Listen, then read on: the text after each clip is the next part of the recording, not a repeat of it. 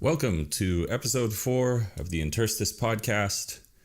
And we left off last time talking about the junior high school that I was at after 3 years of arriving and the good times that I was having there. But before we really dig into things surrounding that, I wanted to mention that thanks everybody for watching. And something I'm going to try and incorporate more here will be a little more audience involvement. So if you want to get your questions answered on the Interstice podcast, please do write into davetrippin@gmail.com. It's the email address that's available on my YouTube channel. And if I can get around to it, I'll put your question into the podcast as something interesting to discuss. I'll be giving priority. This is being opened up to my patrons as well. They have priority that if they have the questions, that they'll be given priority and talked about here first. But if I have room, I want to get to as many people as possible. So please do try and get involved in that way. Any questions, silly questions, life questions, bring it all on.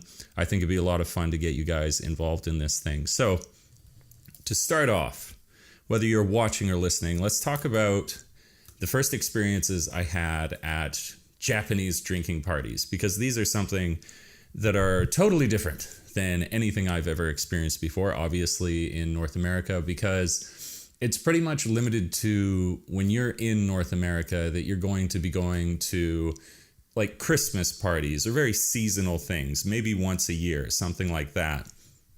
At these parties, people get wasted and it doesn't follow a particular format, I would say. It's more like you kind of know that people are going to generally go there and get drunk, but it's not so ritualized. And I think that some of the elements of Japanese drinking parties that are ritualized are a lot of fun and they're worth talking about. So one of the first ones that I went to, it was with this Matsuo Junior High School.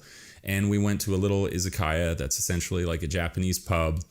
And I like to indulge from time to time, so I picked up some of these delicious Japanese cigarettes. I asked beforehand. I was like, give me a recommendation for tobacco here in Japan, because in Japan, compared to Canada, going a little tangent here, if you do enjoy tobacco, it's incredibly cheap. And that has something to do with the fact that one of the Japanese major suppliers of tobacco, I don't know if they still do it, but it was directly linked to the government. So you can imagine that the government was subsidizing this or like making it a little cheaper because it was something that they could grab a great deal of ad revenue from.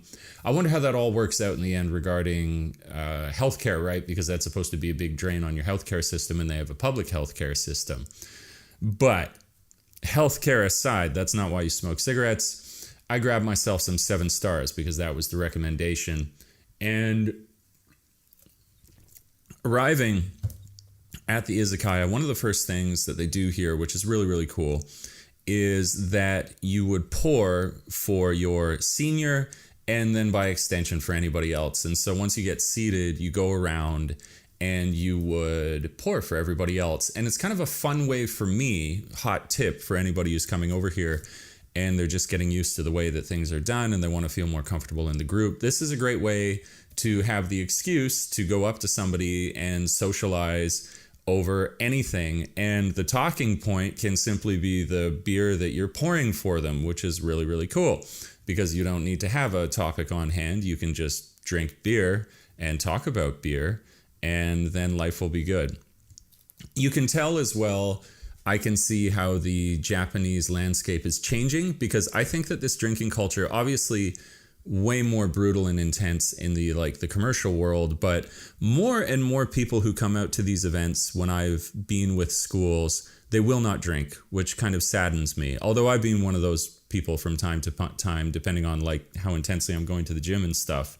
But you can see how I think where it used to be much more mandatory, it's less so. So for people, I get written sometimes asking me about, what if I'm not really that much of a drinker? Is it going to be something that impacts me socially? Not really. I mean, you could go around and you can be pouring juice for everybody. It's the same thing. But I enjoy pouring the drinks because for me, someone who likes to light the fire of the party, it's a great way to do so, because it's also considered it's not considered really rude, but of course, the social inclination when somebody offers to pour you a drink is to accept it. You don't want to be saying no all the time.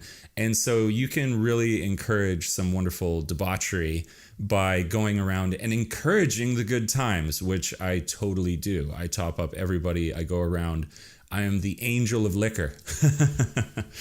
And I really, really enjoy having a good time doing that. And depending on what you're out doing, where you go, the different places that you're stopping in at, there's going to be different things that you can do. Like there's often the case when you go out to these Japanese enkais that you'll be at a banquet hall. Sometimes it's a little smaller, like the izakaya that I went to, but depending on the size, they might have karaoke, they might have their karaoke, and you could sing, which is a lot of fun. And then depending on which enkai it is, they'll often do things which support social integration beyond getting liquored, getting the liquor in you. What you'll do is there'll be like quizzes. Say it's the first enkai of the year. There'll be quizzes about who is this person? Can you guess? With like a 3 or a 4 hint quiz. And it's all the new staff that you're guessing through, which is a lot of fun. They can have, as I said, they have karaoke, and that's a lot of fun too. And inevitably, because I think there's a real strong mentality here when you go out to these, that what happens at a enkai stays at the enkai, that you really do get to see people cut loose and make what I like to call poor decisions, which are the best decisions sometimes. And I remember just a few times with people over drinking, because this is endemic, just the most hilarious spew episodes that I've seen in my entire life.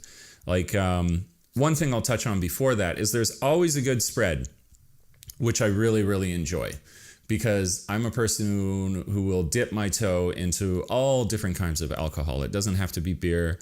I really enjoy wine. I really enjoy alcohol generally. It's a gift. It's a curse.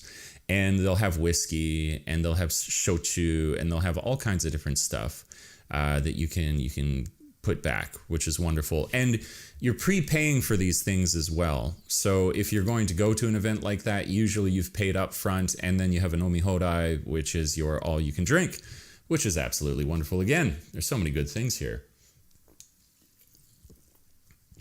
And now touching on sake. So sake is to them, the Japanese, is to the Japanese.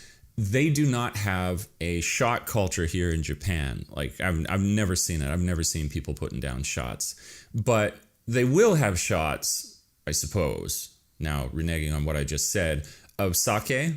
And it's considered a quite masculine, manly thing to do. And I don't want to disappoint anyone when I'm out. And if they want to do something masculine, manly, sure, I'm all in. Let's do it. And I've had this, it's been really funny for me because I have, my strong Nordic Viking blood, that sake for shots is quite comedic, really. That's not going to do a lot to me. Whereas for most Japanese people, that's going to be cataclysmic. It's going to be apocalyptic in terms of if you put down a number of these, in addition to the fact that you've been drinking whatever else, that you're going to get drunk at an exponential rate, and it's led to some wonderful things. So I can go shot for shot with anybody. I have yet to meet a Japanese person who could drink me under the table, except for one person, but that's a story for another time. And we have fun. We do so many, and you're getting drunker and drunker. And as that happens, obviously, the flow of language is increasing, because if you're... One of the greatest things that we have working against us when we're trying to learn Japanese is that you'll be hesitant because you're self-conscious. And what does alcohol fundamentally do when you're drinking? Is it lowers that self-consciousness, sometimes to a fault. And it lets you practice. So I would say, actually, one of the best places I have here, I wanted to talk about thoughts on the language. But if you really want to get better at language, drink heavily. That you heard it here on Dave Trippin's podcast. Drink heavily if you want to get better at Japanese. And that's a lot of fun too. Now to talk about the spewisodes, people who are hakimas, I think that's to throw up haku. The one time that I saw it, it was awesome. It reminded me a little bit of the Monty Python sketch where the guy overeats and then explodes at the end of it. It was a quite portly fellow, Rubenesque, if you will. And he had been drinking all night. Excuse me. And he had been drinking all night. And obviously it had too much. And he had like, you know, the kind of like the telltale sign of a man who's reaching the end of the Enkai. He had his tie wrapped around his head. This happens. It's not just a myth. And he's sitting at the table. And it's getting about time to go. And the Kocho sensei, you know, signals over to him. He's like, that guy needs to be lifted up and picked out of here. And then one of the very enthusiastic younger members of staff goes over to pick him up. And so he lifts him up kind of in the Heimlich maneuver from behind to pick him up from the table. And at first the guy is, he's not really responding. And he's kind of just mumbling, and he's getting lifted up out of his chair. And then like a bolt, his eyes pop open and he stares straight ahead as though he's seen some spirit. And everybody, it was a signal to everybody else. I could see them all, like, who was not looking at this guy, look over at this guy. And they're immediately concerned. Why is he so wide awake at this moment? And you heard this moan of,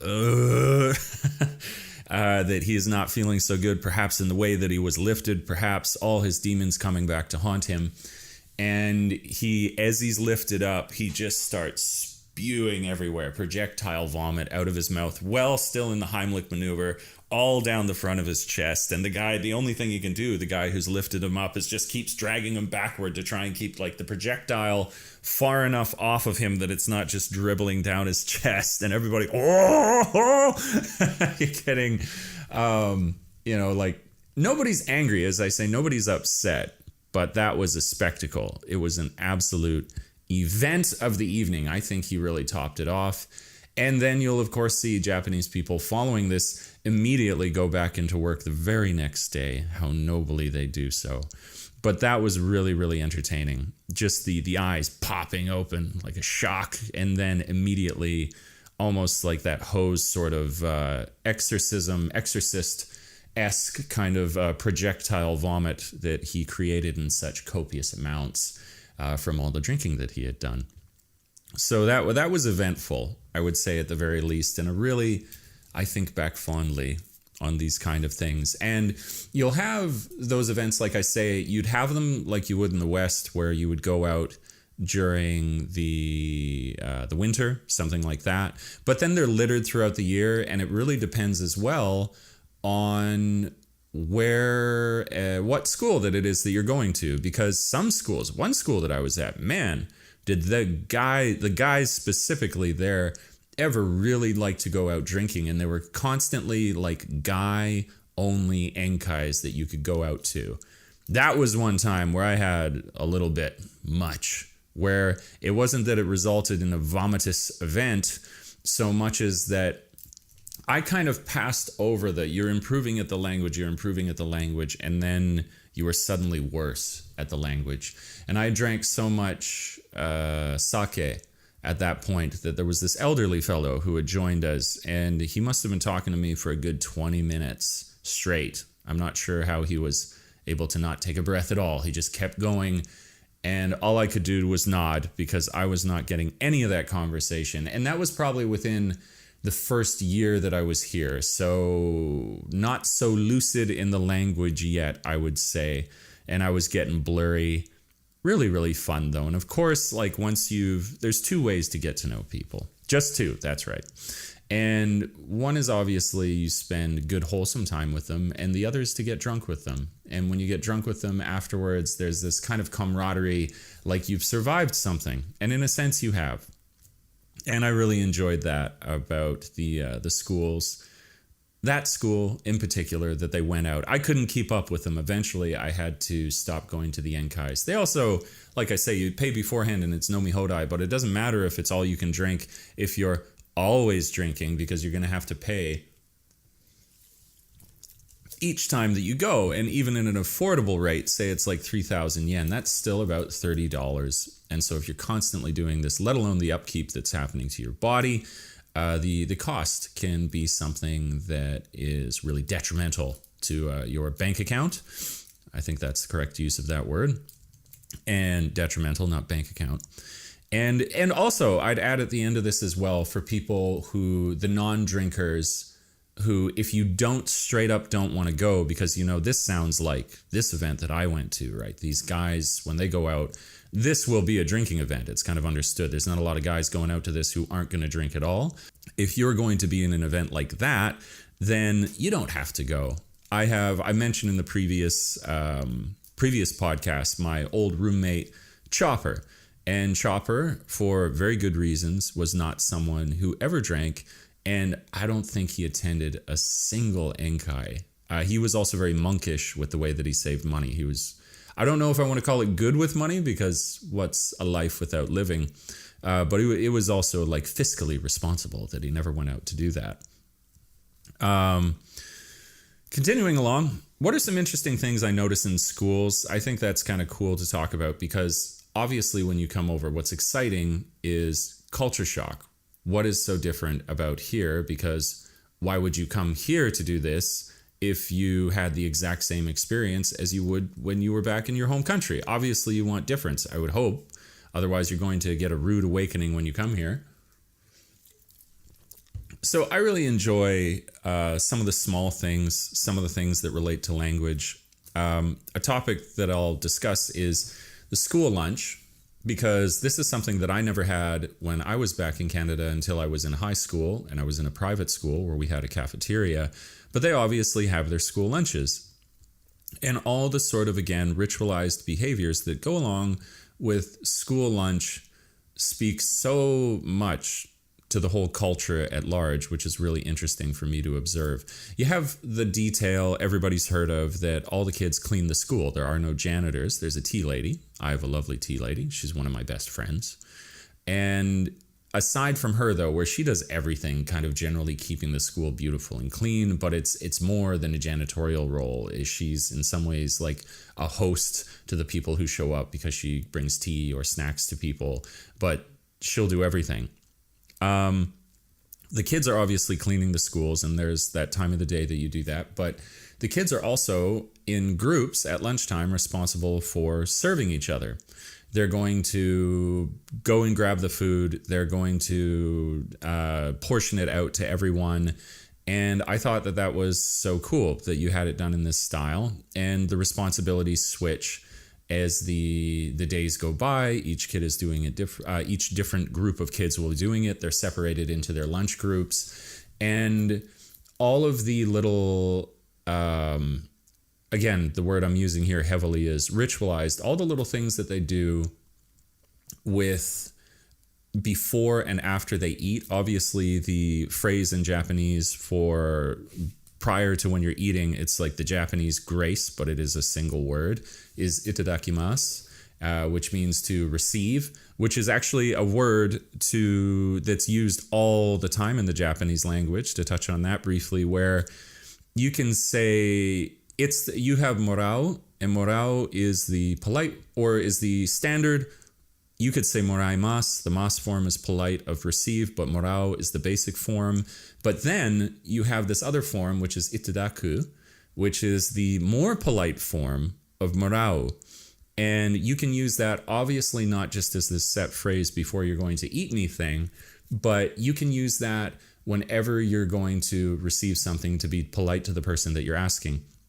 So, for example, were you at a restaurant and you asked for a menu, you could say menu itadaite mo ii desu ka. You use the te form of it, but you could use that there.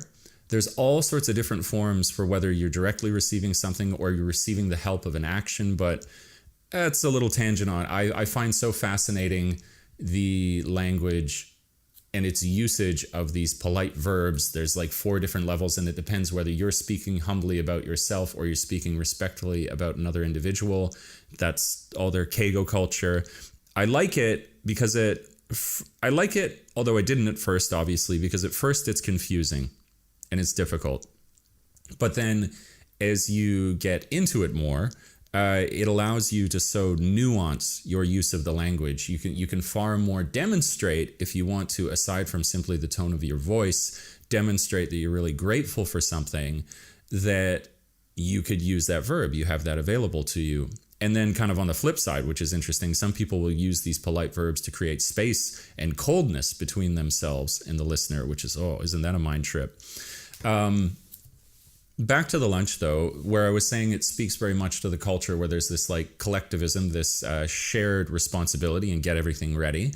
There's also the phrases that they have where I said Itadakimasu, but how everything that they're saying beforehand, because it's all orchestrated as a group, all of their phrases are for the group before you start eating. It's this masko hazushimasho, which means like everybody who's wearing a mask, because it's Japan and everyone wears all these medical masks, everybody removes them at once. Oishiku itadakimasho, where it's like, let's all enjoyably eat lunch together. Just these repetitive hitting again and again and again on let's. You'll see that when they translate English, that a lot of English phrases are like, let's enjoy whatever, let's enjoy nani nani, like whatever thing it is that you're doing, but it's phrased in a sense of let's as a group do this. And it's so indicative of the collectivism that's here. And I really noticed that it's not simply that they have lunch here, it's that they're together having lunch, and every action that's carried out during that lunch is done as a group. And the group mentality in that sense is really represented well in their lunch culture at the schools. So if you want representations of collectivism, which is sort of an example of their culture, collectivism, well, that's very Japanese. You see it especially so in their lunchtime. And I think that's something that obviously in observing, I really, really enjoy, because I like to see the differences. I like to observe how they impact the individual, how they impact the group as a whole, how they're all interconnected together. It's a lot of fun. And that's one of the easy ones that I've been able to observe at the school. The other thing that you see a lot of the time is the gift giving, which I've been quite bad recently. You'll see whenever the Japanese go somewhere, almost 100%. And I feel like gratefulness is sort of lost on this. You can't always let people know. It happens so frequently where if somebody goes somewhere, then when they come back, they're going to get a souvenir, usually in the form of individual food items that can be given to every single person, purchased in the form of a gift pack. And that's something that I really enjoy at the schools, because when I'm not so health conscious, I love having a huge stack of these okashi, these sweets, on my desk. It's wonderful, absolutely wonderful. And it's a great way, again, I've talked about this in recent videos, that if you want to ingratiate yourself with the staff, then if you've gone somewhere, then you can pick up one of these gift packs and then you could give it to somebody, or distribute them personally. You don't just give it to the tea lady to hand out to everybody. You distribute it personally, and it creates a moment where you can have a conversation with somebody and you're giving them food. So that's really, really nice. One thing that I wish I was absolutely better at was reading Japanese. I'm getting better and better at speaking it. JLPT3 coming up soon, December 1st. But if I could read the board, that would be an interesting experience at school. I can only do it so little, and I usually ask the tea lady, I'm like, what's on the board today? Because I fail to know what's going on. To speak about patience, I think is important. That's one thing, talking about teaching advice here, keeping a level head at the school, is adaptability in terms of schedule. This is when I think of the board, when I think of this, it immediately comes to mind. Because when you're at these schools, if you're teaching, then they're so constantly having to change what exactly is occurring during the course of the week that it is totally, absolutely the norm that people would have to change the work schedule. And as a result of that, you will suddenly be notified that your classes are changing. And as opposed to getting torn up about this, as opposed to being annoyed, obviously the solution is to roll with it. And what it usually means is that a class is canceled. My school is very, very serious about making up these lessons, but not all are. So in some cases, you should just think of it as like a free holiday that you've gotten all of a sudden, and you can use that time to either plan your lessons if you're in junior high school, to warm a desk. Haha. I'm going to take endless shots at junior high school, much as I love to be there. It's so chill. But it is something I think the reason I bring it up is because people can often be in this work situation and they feel like because they weren't informed of when this happens, that they're being neglected. And you're not being neglected. It's probably two things. It's that they're so busy that they forget to inform you, and B, a lot of people are intimidated if they're not an English speaker, even unless you've really shown that you speak Japanese. They just figure you'll find out because they want to avoid the awkwardness of having to tell you and not know exactly if you understand. He'll figure it out when it happens.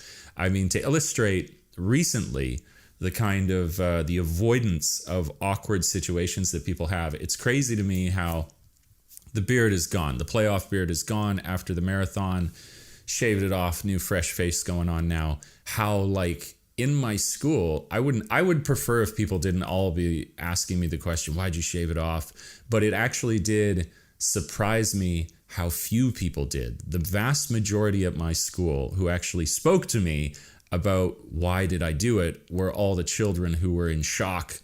And again, in quite an adorable way, all the kids who were sharing me their opinions of which they preferred. The kids, the zero filter of kids is at times refreshing and at times infuriating. Onwards. So I mentioned that I would like to incorporate into the podcast this question and answer, kind of get the audience involved sort of thing. So let's now turn at the halfway point. I can't believe how quickly time has passed. Let's look at some of the emails I've received and see if we can't, at the very least, provide some entertaining answers, if not useful ones. So I'll change everybody's name for privacy reasons, but as I mentioned at the beginning of the podcast, if you want to end up here on the Interstice being torn into by Dave Trippin, jokes, please do write me at davetrippinon@gmail.com. That email address is available, as I mentioned at the beginning of the podcast, on my YouTube channel. So the first one we're going into here is written by Oscar de la Fuente. That is the first person we have writing us. And it's basically to the effect of, what do you do with some low-level, disinterested high school students? And so some of these emails are quite long, so I'm not going to go through the entire thing, but I'll touch on a few places within it, and then we'll see what we can do about offering some thoughts. So let's see here. 23, the teacher's been teaching for 23 years. Wow, long time. Papers she makes look like they bore the students into indifference. She's a nice person, but not all too outgoing, doesn't want to talk at all. That's a real bummer. And he expresses some empathy with the fact that if the students are coming in all the time, really, really depressed, then how are you as the teacher going to get energy to pump them up when, if all you ever see is really like low level energy students, then that doesn't really contribute anything to you. And why would you put in an effort when the students are really low effort as well? But the thing that I would mention there is, usually there are situations where you are a really enthusiastic teacher and there is nothing that can be done for these very jaded high school students. There's a lot of things on their mind, like being cool and fitting in and sex and failure and expectations. All these things that hit us then and probably earlier in life as well, that make us probably not so interested in the perfect present tense of English. But I would always ask the question, is it that, are they disinterested because they are generally that way? Or is it that because you have constantly been an uninteresting teacher that they have now become that way? Or that you've basically encouraged and now cemented that behavior into them? Because I've done a video on this very recently that will come out soon, that touches on the fact of how, and I've seen this now, I've seen it in so many years, about 6 years, the malleability and how incredibly impressionable kids are, and how they're feeding off your energy much as you're feeding off their energy. So ask that question. Is it really that they're disinterested, or could they be provoked into enjoying what it is that you're doing? Now, what would I actually talk about in terms of practically? What would you do with a really disinterested group like this? There's a whole bunch of different ways that this exactly gets out there, but fundamentally, I would say the solution to this is to incorporate things into a lesson which involve a greater level of physical activity. And I think that this works on so many levels, where if you look at just how many studies we have basically to confirm that if you are physically active, you're going to be happier. And a lot of these studies are not saying that it's an intense workout. A lot of these studies are saying that it's within 20 minutes, and it can be something like even going for a walk. There's studies that show within 10 minutes of a walk, your anxiety is lowered. There's all these different things. That being slightly physically active really helps our mental state, contributes to how enthusiastic we might be about whatever it is that we're doing. And so I would try and suggest ways that would allow the kids to get more active. And there's no end to this. The one that I would suggest, which is really, really easy to do, is to create decks. Say you have a target language that's this, this, and this, and you have 3 parts to the target language, and you can interchange each part of those parts of the target language. You create a deck where you've got 3 colors like blue, green, and red, and each part of the target language is designated by that color. And then you have groups of kids who will have a deck in front of them, and as a team, they have a shuffled deck which they're turning over and then trying to, in sequence, create the correct order of whatever sentence structure or target sentence that you're creating. So it could be a personal pronoun, I. It could be like, and then you have a verb, and then it would be a noun that would follow it, blue, green, and red. And whenever they complete one, they then have to run up to a teacher at the front of the room and show them the sentence. Now, that'll get them moving around the room. You could have them just sit at the desk and do this and put their hand up, but I actually think that the physical activity of moving is what makes this so good. Is so vitally important to them having a better time. The other thing that I think those kind of games are good for, it's really, really good, is incorporating humor. And humor is often created by these sort of mixed sentence structure activities, because what'll happen with a mixed sentence structure where they're trying to create them is that they'll create incorrect structures. And I've had discussions with people where they're like, oh no, what if they make a mistake? And it's like, I eat dogs. That's fantastic. And it'll make them laugh. And it's the comprehension that matters, correct? So if they read something like that, everybody at the table gets a laugh out of it. It becomes a memorable activity. It becomes something they're immediately enjoying, and they can see the sort of absurdity of language, and they're seeing it because they're comprehending it. So those are my thoughts. That would be my thought right there. So that's one. Now let's move on. So we're moving on here to, let's say, Talia. That will be the name of the person we have here. Greetings, Dave. I saw your YouTube channel and I'm considering moving to Japan for JET program with an opportunity to save money for 3 years. Sure. But I'm a single mom, and perhaps you could advise me on what's best. Are the schools accepting foreign kids? Are they cost effective? Will the working hours be flexible to have time to spend with my son? Is it safe? I am in South Africa. Okay, well, I didn't say the name, so it's okay if I gave away the country. Let's touch through each one of these, Talia. So you're a single mom. That's fine. Are schools accepting of foreign kids? Bullying is a real issue in Japan. And if you are not Japanese and you don't fit into the group, it is a major concern. I think perhaps this sticks out more in the news nowadays because people are more and more aware of it.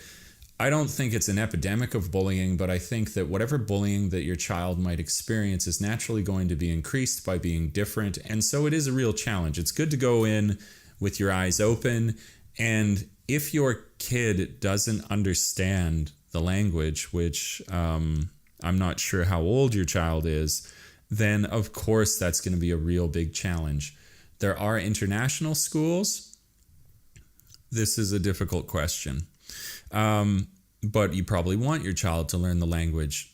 School it depends on the different, I don't have any kids. I don't have them going to school, but I do know that you pay for certain amounts of tuition here and there, even in the public school system, depending on events. So I can't really comment on just how expensive it is. Would you have time to spend with your child? If you're, as you say, a single mom, that's tough. Daycare is another big, difficult thing. But if your child's going to school, that is a kind of form of daycare. I think you would. I think you would have time. I think you could save money to do it. But I think the amount of planning, which I'm sure is, you're no stranger to planning. You're a single mother. I think the planning would be quite difficult, but not insurmountable. I think this is something that you could do. As an assistant role, as a jet, flexible time, I don't know if I would say that, but you are going to get all national holidays. You are going to have a consistent schedule where you do not work on weekends. So at least accounting for consistency, you would be all right for seeing your child. That would be okay. All right. Basically, that's a put your head down and do your best, but I think it's totally doable. All right, let's move on. Next one here. This is from Usain Bolt. Who knew? Hello. This is an epic email of which I cannot possibly read the entire thing on the podcast, but I had a glance at this beforehand, so I could. It's essentially one of these. Am I thinking too much about what is the initial company that I'm coming over with? So here we are. We'll read this much anyways. I did start to look at some not big companies, but seem foreign friendly. This is where the email really comes in, is I just got an email reply from a company called Borderlink, and they want me to fill out the application to do a Skype interview. Yay! Until I did look at some reviews on companyglassdoor.com. Then it seems they aren't a good company at all. Yeah, they all suck. No, dispatch companies are all... I wonder when people get bored of me answering this question, but people keep asking it. So essentially, it's all stepping stone. You would never think of one of these dispatch companies as anything other than you're getting into the country, and that is useful, and you are useful to them. And you use them for that. And then worrying about whether it's Borderlink or Interact or Heart or Berlitz is entirely irrelevant. They're not supposed to be a long-term career choice for you. They're supposed to be either, for a lot of people, a working holiday, or, as I say, simply a stepping stone to get into the country and then to do something far, far better with your time. So I can just tell from this email, this absolute thesis that's been written to me here, that you're a person who's thinking too much. You're thinking way, way too much here. I don't even think I said a name. We'll call you Alice. You're thinking too much, Alice. And you have to consider that, like, the flood of information. One thing I've said before previously is that when you go onto the internet, it's useful, yeah, on the one hand, but then you're also getting every single embittered fringe experience from every single person out there. The thing is to remember that no matter how difficult it even were to begin with, it's not like you can't find some alternative. Even, like, let's entertain the idea for a moment that you do this and they are as horrible as the reviews say. You have a work visa, and hopefully you've responsibly saved a few shekels. You've squirreled away a few nuts for the winter. And even if they are horrible, now you're in Japan, and you could even jump ship to another equally horrible dispatch company if you really needed to. So don't sweat the small stuff. And the small stuff is definitely when you're starting out here and you're obsessing over the reviews on Glassdoor for one of these dispatch companies. It's not worth your time. It's not worth your stress. It's not worth any of that. So as in time immemorial, as I always say, don't sweat the small stuff. Don't stop worrying about these garbage English teaching companies. Appreciate them for the fact that, yay, as you said, yay, I can get into the country, and that's really, really cool. It is really, really cool. So in terms of being caught up, this is the ultimate minutia. This is minutia. Don't get caught up in the minutia. All right. Let's continue along. I hope that helped. Okay, next one. This, I think, is... Okay. Dear Dave Trippin, I am writing to... We'll say, who is this from? This is from Simba. I am writing to get information regarding English teaching job. I have a background of economics and business administration. Why are you teaching English? Furthermore, my previous education was in English. Apart from this, I'm interested in teaching if it's possible. Can I apply for teaching jobs?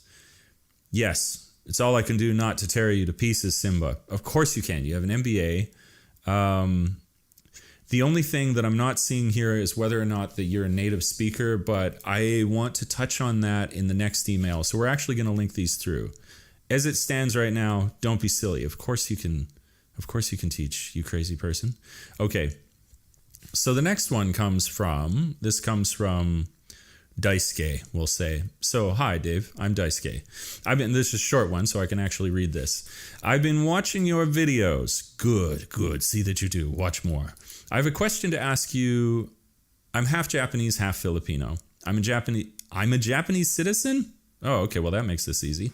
And I am a senior high school student. I will be graduating. I want to be an English teacher, but most of the places that I know require a degree. But a few of my ALT teachers have told me that I just require to finish senior high school and that I could be fine. I have no clue what to do. I'm struggling. I'm thinking of getting a Tesla, so on and so forth. Okay, so first of all, this is what I was going to touch on. This is again, the time immemorial question of, I'm not a native speaker. Can I still teach English when I come over to Japan? Sounds like you're a Japanese citizen. So there's a couple of different ways. The hard answer is not. It is not no. You do not need to be a native English speaker because there are all these many workarounds. But it does obviously make your situation a little more complex in how and where you might get this job, because you are barred from the public school system from teaching there. It's a hard rule in the public school system that if you are not a native speaker, that you would not be able to work there. Actually, that's me thinking of a degree. It's more that you have a degree, but English speaker as well.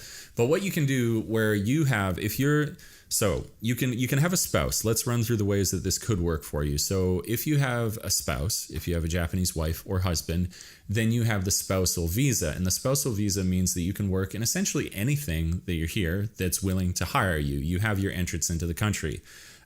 B, you are a Japanese citizen, as you are. And in which case, of course, you don't even have a work visa. You're just a Japanese citizen. And so you can work in whatever field that you'd like. Whether or not you meet the educational requirements, or not even educational, whether you meet the actionable requirements that you can perform the things that they need you to do. And so what this means is that you're left looking at a bunch of different alternative ways that you would teach. And it's not even limiting, I would say, in terms of the salary that you could end up with, because you may, with an extensive enough resume, be able to get into some private or international school, depending on what their requirements are, and you could be making bank at one of those places and do very, very well for yourself. But what I would say is some like hard examples of what you could do is there's all sorts of conversational cafe teaching jobs in a lot of the major cities where people simply want to come in and have a English conversation with somebody. And so for that, no, you don't need to be a native speaker. They would just need to see that you speak English incredibly well and that someone would be able to have a good conversation with you and that you would be the dominant voice in that conversation, a voice of grammar and so on and so forth. In addition to that, you have, as I say, you have the Eikaiwa route. Of course, that's the sort of private English teaching schools that aren't a private school. They're a private English teaching, usually smaller organization that you could get into. You could work your way there into having quite extensive resume experience. And then from that, once it was at one of these cafes, once it was working for an Eikaiwa, then you could absolutely, especially as a Japanese citizen, go on to work at so many different places and be making a ton of money while you are teaching English. So you got a lot of options. Thank you for your email. Okay, so next, we're going to move along here. Let's go to, this is going to be the last email of the day that we look at. Vietnamese. My name is John Doe, and I have a question for my future career. I'm currently in the second year of university. I'm interested in teaching English in Japan. Unfortunately, I am not an native English speaker. Aha! It rears its ugly head again. I've done some research on Gaijin Pot, and I heard from YouTube that I can teach English in Japan. However, this is quite tricky, mainly because I'm not native. So yeah, it was like I was saying before. Let's talk about a different way for John Doe here from Vietnam to get into the country and start up where you're not a Japanese citizen, you don't have a Japanese wife or husband. What do you do? So I would suggest for somebody in this case where you do have a degree, that's cool. The other thing to consider, which is another little like subtext to this that people often don't know, is that you can either be a native speaker or you can have had 10 years in an English teaching, like English speaking institution that you were educated in. So if your Vietnamese school was all taught in English, I don't know how likely that is, but if it was done so for 10 years, then you are eligible still to be considered as a native speaker, and that won't be a barrier to you at all.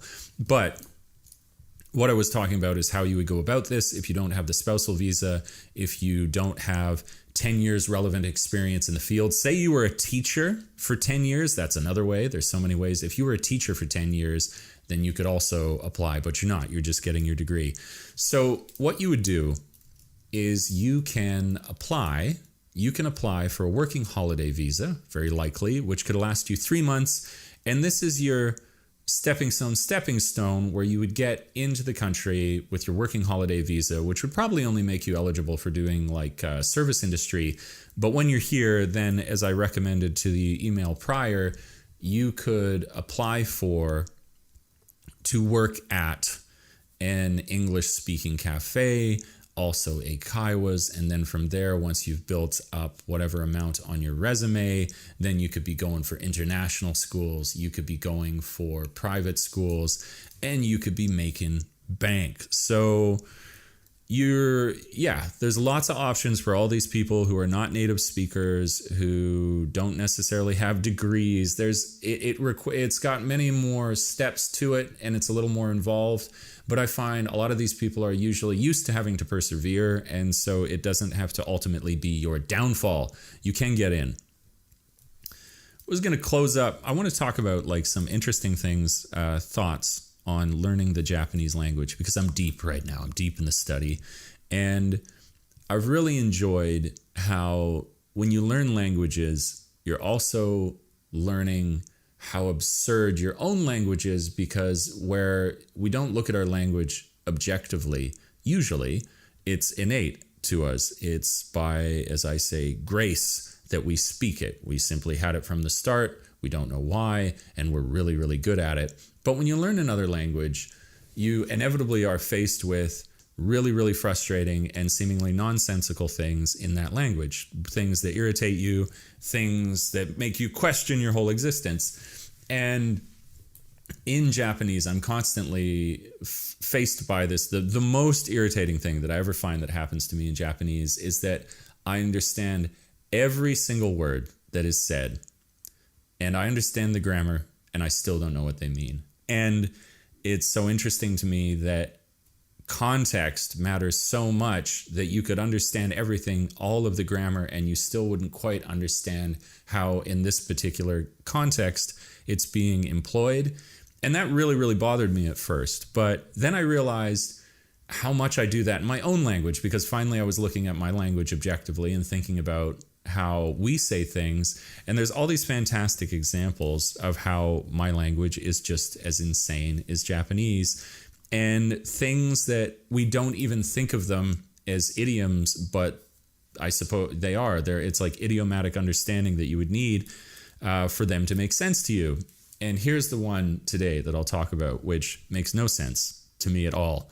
that we use in English, and it's like this used a million times a day. So if you were to hand something to someone in English, it is the most common thing in the world to say, here you are.